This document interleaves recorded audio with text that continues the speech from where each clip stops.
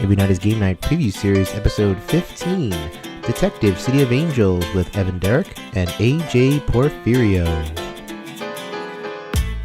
Yo, my peoples, what's up? Welcome back to the preview series. When I said this was going weekly, I meant it. This is about our third or fourth week in a row, bringing you hot Kickstarter content that is begging for your time and your wallet. So this time we have two people who are behind the game. We have the designer and the developer. The game is Detective City of Angels. The designer is Evan Derrick, and the publisher is Ryder Games, and we have AJ Porfirio with us as well. Welcome, gentlemen. Thank you. Hey, happy to be here. Yeah. All right, AJ is happy. We're doing this the same night as we recorded our hostage negotiator episode, so AJ must like us because he's agreed to stick around. So thanks a lot, buddy. Yeah, definitely. Cool. So we learned a little bit about AJ's background and Vine Ryder's background, but maybe you could tell us a little bit of a story, Evan. How did you make the terrible decision of linking up with AJ for your games? Oh, gosh, it's one I've regretted for 2 years now. Is it AJ? Have we been regretting it for 2 years? Master swindler. No, I designed a game called Dark Moon, which Stephen Buonocore over at Stronghold Games published. And that was a fantastic experience for me, but I realized through that experience, because not only did I do the game design, but I also did all the graphic design for the game and also did all the file preparation for the manufacturers and everything. And so while it was a fantastic experience working with Stephen. He was great. What it taught me was that I really wanted to own my games and not just license them. So after that, I had Detective City of Angels, and I had been working on that for a few years, and it was really, really special to me. And I did not want to just give that up to anyone. And so I was thinking about publishing it myself, and I had met AJ. We had met at a game group, and I had been playing with him, and I asked him about his advice about publishing, because he had been doing it for 3 or 4 years. And he was like, well, why don't we talk about you joining me? So I was like, oh, that's interesting. So we sat and we kind of did a 6-month trial period with each other, and AJ was a big fan of Detective and has been a big advocate for the game. And we just kind of, I think we work really well together. So I joined him as creative director, and I handle all the art direction and creative direction for our games, and he handles a lot of the business and development and logistics side. And so far, it's been a fantastic partnership. Knock on wood.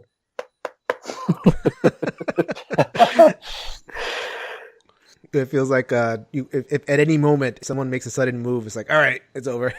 We're playing that up a lot more. I mean, it's like Evan said. I mean, we, really are kind of two peas in a pod and complement our skills, complement the others well. Things Evan's good at, I could not even try to do, and vice versa. And so it really works really well. And I think, we did have that trial period, but I think we probably both knew, almost sounds like a relationship, like a married thing, right, Evan? Like, it is. We both knew it was love at first sight. AJ is my second marriage. You set the wedding date for like next year, but really. But yeah, no. I mean, the truth is, like, I wanted Detective, and I couldn't get it without Evan, so I just took him. I'm just kidding.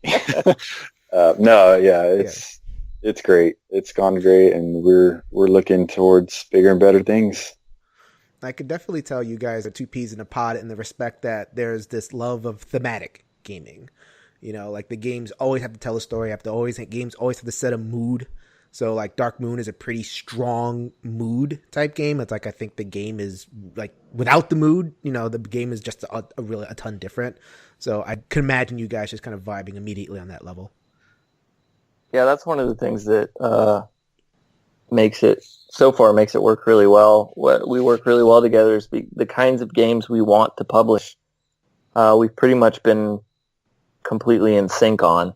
So we have a couple of games coming up in the future that we're both super excited about. And so far, as soon as we have a potential game come down the pipeline, we're either both on board or one of us is a little wishy-washy, one of us is more. But we've never encountered something where one of us is like, "Oh, I love this game. I will bleed for this game," and the other one of us is like, "This is a pile of crap, and I don't know why we published it." So we are really in sync. We both love theme and thematic games, and so those are the kinds of games we want to publish.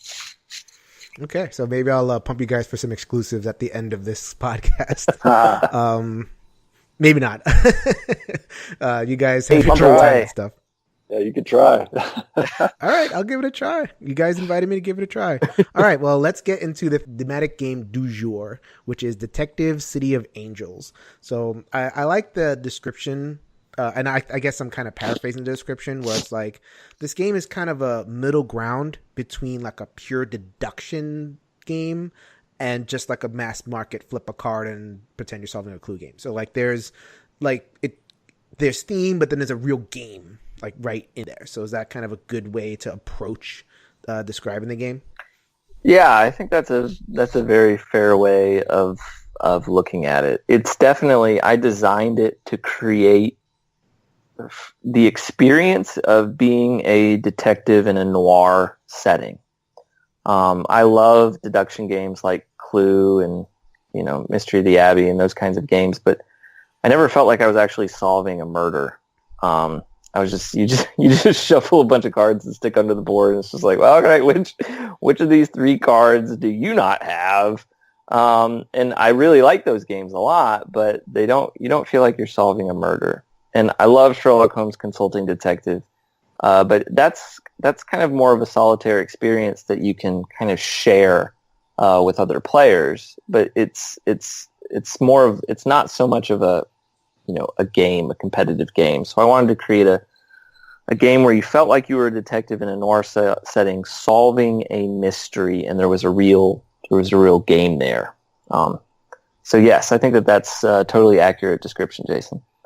Okay, so cool. So tell us a little bit about the basic game elements. What are players doing when they're engaging with the detective? So the thing that makes detective unique is we've developed a system called the ARC system, which is the Adaptive Response Card system. And the way that plays out is that the detectives are actually competing against one another. It's not a cooperative game. It can be played cooperatively if you want, but that's not how we've designed it, and that's not how we recommend it's played. So it's really a competitive game to see which detective can solve the mystery first. But the way we keep it really interesting is that there's actually an additional player who takes on a role called the Chisel. And the Chisel's trying to prevent all of the detectives from solving the case. He's kind of like a game master of sorts.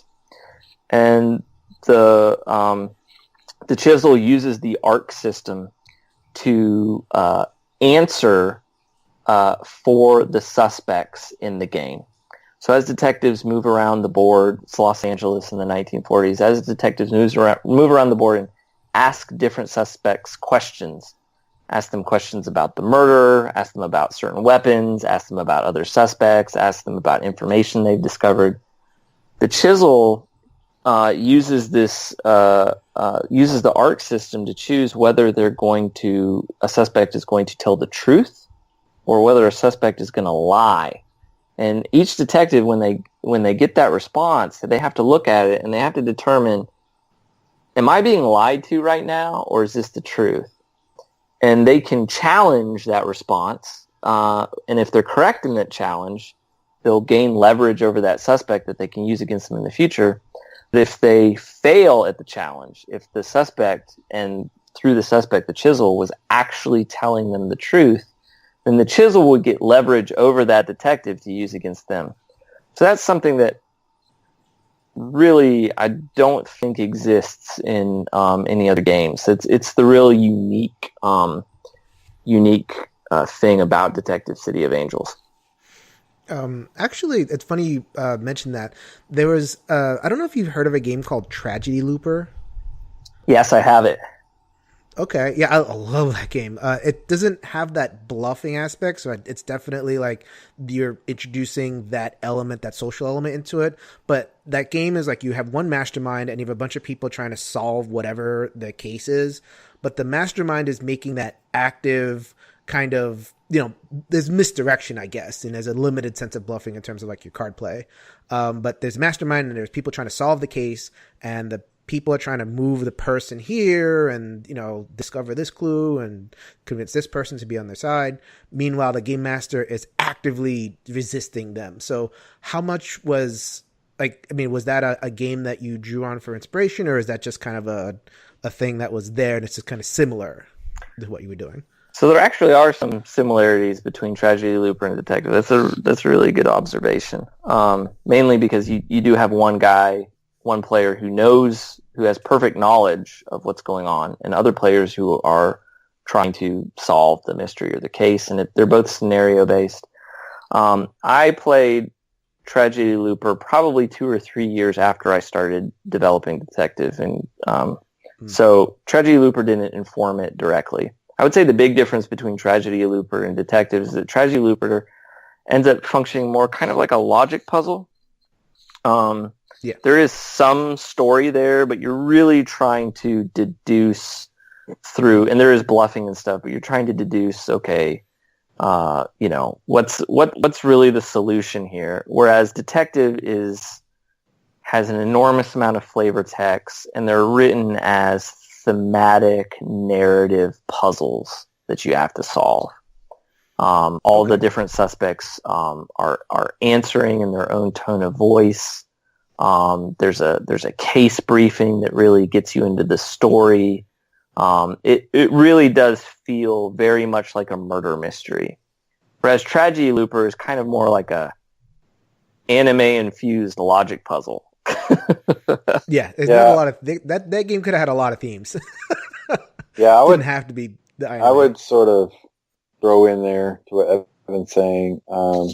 Evan used the word flavor text, but actually, I think most people think of flavor text as just something you can read to, as part of the story. But the flavor text Evan's talking about in art and Detective it's functional as well. You have to try to figure out from what the people are saying what is happening in the case.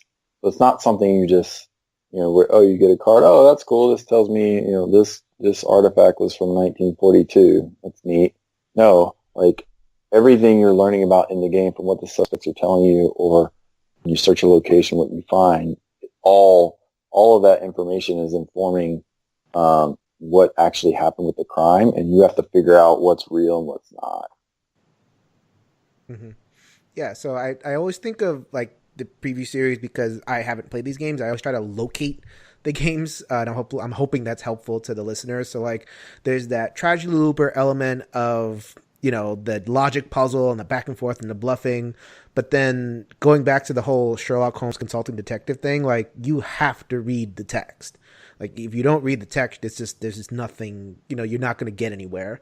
So how much of that flavor, like the reading of the text, the reading of the subtext, do you get those things where like, because in that game, like there's so much text and the clue is buried within like this line and then 4 paragraphs later that line, and you have to kind of make the link between the two. Is it that kind of puzzle solving? Well, it's not that.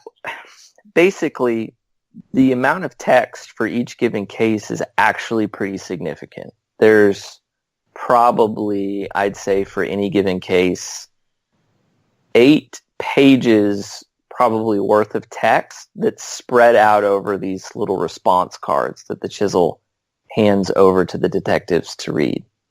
It's not written on pages, but just as a frame of reference, there's probably about 8 pages of text for each case. But in any given game, you're only going to have time to experience maybe 1 or 2 pages of that. And it's really going to depend upon you figuring out which suspect do I need to ask which question of. This suspect looks suspicious. I need to ask them about about the murder, and then depending on their response, that might give me some more information, and I'll go track down this other suspect and ask them about this thing. So it's not quite like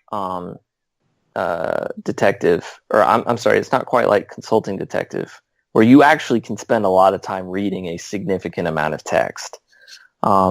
Detective City of Angels is on a timer. And so you have a limited amount of turns to figure it out, and you have to spend those actions efficiently. And one of the neat things, AJ always brings this up, one of the neat things about the game is that when you're playing competitively, you might have completely different information from the detective sitting to your right, depending on what questions you've asked.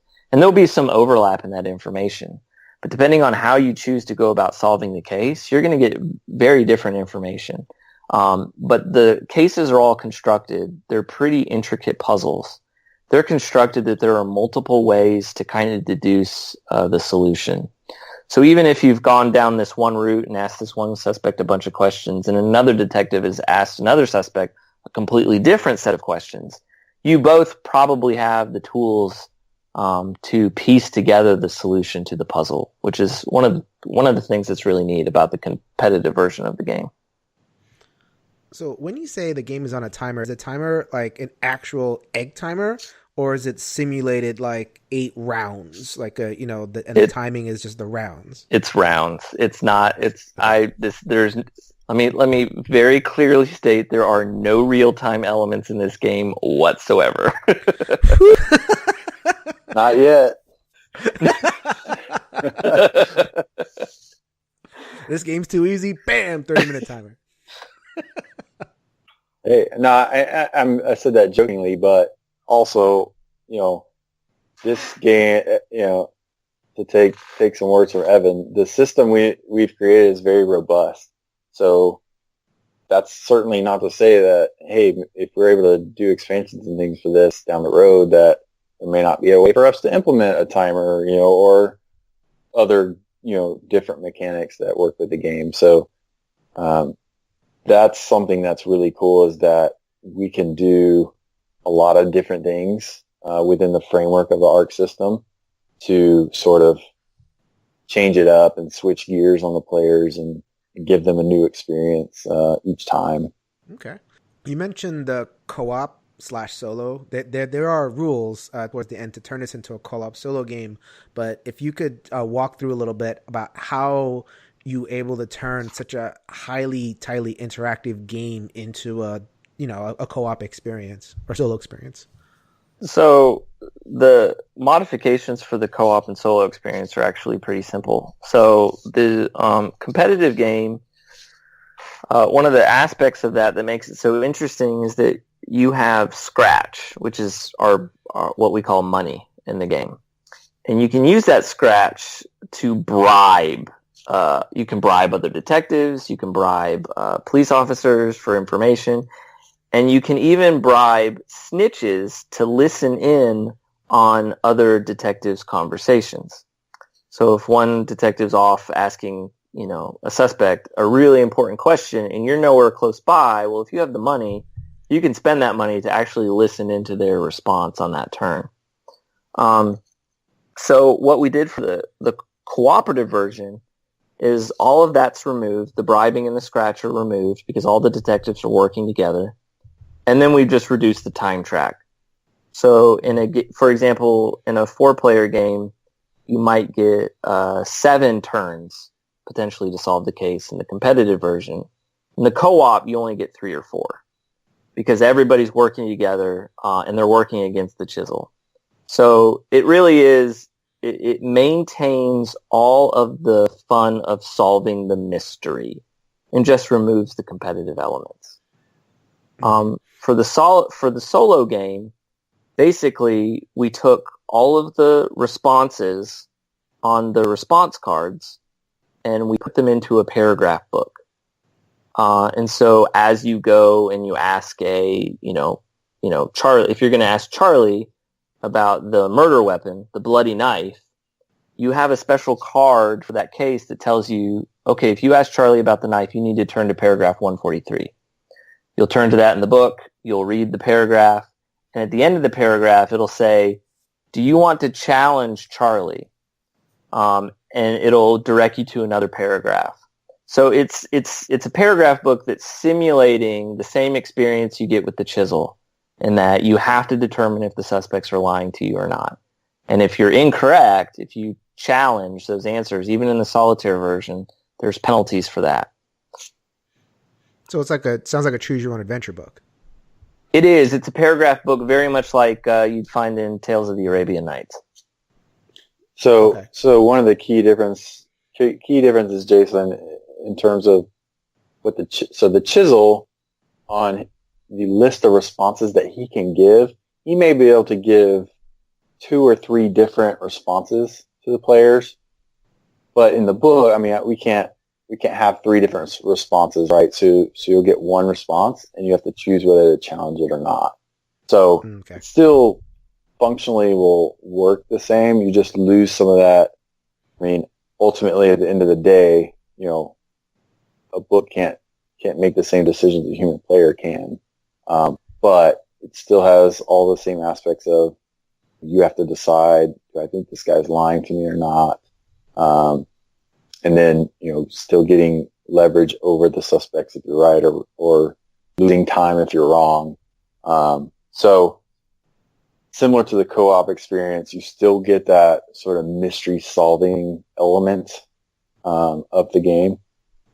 And this being a mystery solving case, and especially with sort of our fan base, we knew that, hey, Solo, our Van Ryder Games fan base is going to want solo play for this game. So we worked on it for a while. I worked on it originally and came up with a system that I guess probably was a little maybe more complex than it needed to be and a little fiddly, but we kept sort of some of the main ideas from that, and Evan sort of took that and sort of streamlined it down to now what we have with the grid and the case book. And what's really cool, and what we will obviously recommend, is that maybe you bought the game, Jason, and you're gonna run the case for your game group, and you're gonna play as the chisel. Well, you could certainly learn the case sort of from reading the introduction and the epilogue and the case grid, but how much better would it be if you can sort of play it solo first and get that experience, and then you'll know the case from there, and you can kind of still review those materials, but you sort of gotten to experience the case from a detective point of view, sort of before you run it as a chisel the first time. I was actually just going to say that, like, it feels like this would be a great thing to warm up, because not like he had the advice that, like, the chisel should read, but not all of us are like reading learners. Like, we have to do in order to really get it. So this is it's a nice opportunity to just kind of like do the thing, let it sink in. I think, what was it? Like you remember 30% of the things you read, but 70% of the things that you do. So there you go. Yeah. Go ahead. I was going to say, one of the neat parts of the game kind of sits between, it's not a one and done game like Time Stories is, where everybody's experienced the case in Time Stories, or it's pretty much done. Well, that's true in Detective City of Angels for the detective players, but not for the chisel. And the chisel can replay the game as many times as long as there are new detective players. And not only as the chisel can the chisel replay the game, but the chisel actually gets better and better and better at it the better they understand the case. Mm-hmm. Yeah, it's funny you mention that, because I run Time Stories fairly often for people. I think I've played the first scenario like 5 times, and wow, you're not supposed to. I love Time Stories. I mean, thematic gaming. Like, Anthony is the strategy gamer. I'm the thematic gamer. Oh man, I love it. Welcome into our band. Yes. But it would be so cool, because what I do is I kind of narrate the game. So I'm not really playing. I'm just narrating, giving funny voices. People who've played with me know I sometimes imitate Eric Cartman just to make myself laugh or whatever. But I'm not playing. So it'd be nice to have a game like that. That's just kind of this evolving story that I can actually play. So I don't know if people share my madness for wanting to play these multiple like scenario games multiple times. but it's nice to know that there's a way to do that in this game. Okay, so but would it be fair to say that the optimal experience of Detective City of Angels is the chisel and the multiple players? Yes, absolutely. I mean, all the cooperative versions and all the other variants, they're in the back of the rule book as variants. And if again, we want people to have fun with our products, with our games. So, however, if you want to play it cooperative, if you don't want to ever play with the chisel or whatever, and that's wonderful. We just want you to enjoy and experience the games, whatever's best for you and your group. But we've definitely designed and developed the game to be played with one chisel player facing off against multiple detectives. So is there anything else that we missed about the mechanics, or, some of the things that you mentioned that there's going to be more, or if the game does well, there's room to design on it, more scenarios, all that kind of stuff. Is there anything more that you'd like to share about the game? Man, there's so much. The system is really, we have spent, AJ and I both have spent a lot of time refining and developing in the system, and there's so much design space within it. It's really cool and lends itself to all kinds of possibilities. So, it's not just expand. We have ideas for probably 15 to 20 other specific cases and expansions within the 1940s Los Angeles noir world. Not just that, but then there's also ideas for detective games set in different periods and themes. So there's, we really believe in this system a lot. We've poured a lot of time and effort into it, and we're just really, really excited for people to finally get a hold of it and experience it. Yes, definitely. Would you consider because Time Stories has the benefit of maybe they of course they did it on purpose, but they have just a white base board, and then all of the color and the flavor comes from the modules, the cards. So it sounds like the base game here is, the noir, and then the scenarios plug in. But it sounds like you would want to take the system and plug it into other settings. Is that correct? Absolutely. I would love to. I'd love to do futuristic, so Blade Runner-esque. We could do Sherlock Holmes. We could do Cthulhu versions where you said it, Cthulhu. This is where I have to put my business hat on and reel Evan in a little bit. Reel me in. So, yes. No, we would. We'd love to, I want to be a little bit cautionary, right? Because a lot of it depends on the success of the game and what we can do. But the system, to Evan's point, certainly lends itself to expandability and hey, if there's a runaway hit, the sky's the limit, and we can do lots of fun things. So we're really excited about it. I think that people they're gonna be ecstatic about how much game they get in the box and how much bling it comes in it, and the box is chock full of cards and doing miniatures for the first time. So we're gonna have miniatures for the player characters, and books galore. We're doing our weight estimation this week, and I'm like, is this a 10-pound game, or where do we land? And Evan's like, well, weigh Tales of the Arabian Nights, probably something like that. So I was like, okay. Well, I was like, we don't have that giant paragraph book, but we got a bunch of different books and a bunch of other stuff and a bunch of cards. So it's gonna be a hefty game with just a lot of cool experience in the box. And Evan said it. I've kind of loved it from the first time I played it, and it's come a long way since then. And we're, like Evan said, just kind of ready to get it out into the masses, into their hands, and let them have all the fun that we've been having for the last couple of years. All right, so we are going to drop this podcast right as the Kickstarter is launching, so you will be able to pen over to Kickstarter and check the game out, check out the comments, check out the different things that they have to offer. So, hopefully this podcast gave you some information, the things that, you've been wondering about the game.